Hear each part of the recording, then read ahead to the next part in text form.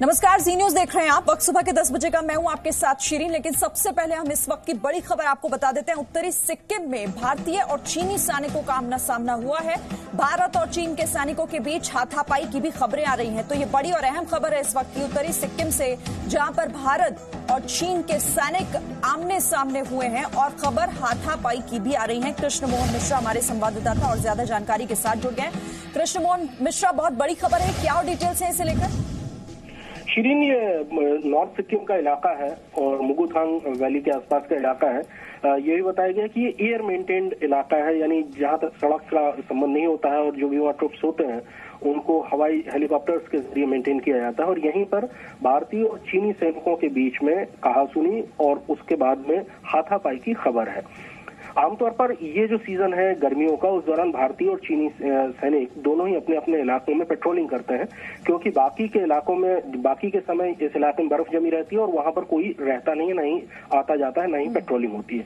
तो इस मौसम में अक्सर भारतीय और चीनी सैनिक एक दूसरे के आमने सामने आते हैं, लद्दाख से लेकर अरुणाचल प्रदेश तक। और चूंकि डिमार्केशन नहीं है, LAC स्पष्ट नहीं है, इसलिए कई बार आमने सामने आने की और हाथापाई की भी खबरें आ जाती हैं। 2017 में आपको याद होगा कि लद्दाख में पेंगोंग झील के किनारे भारतीय ITBP के सैनिक और चीनी सैनिकों के बीच में हाथापाई हुई थी और उसके बाद पत्थरबाजी हुई थी।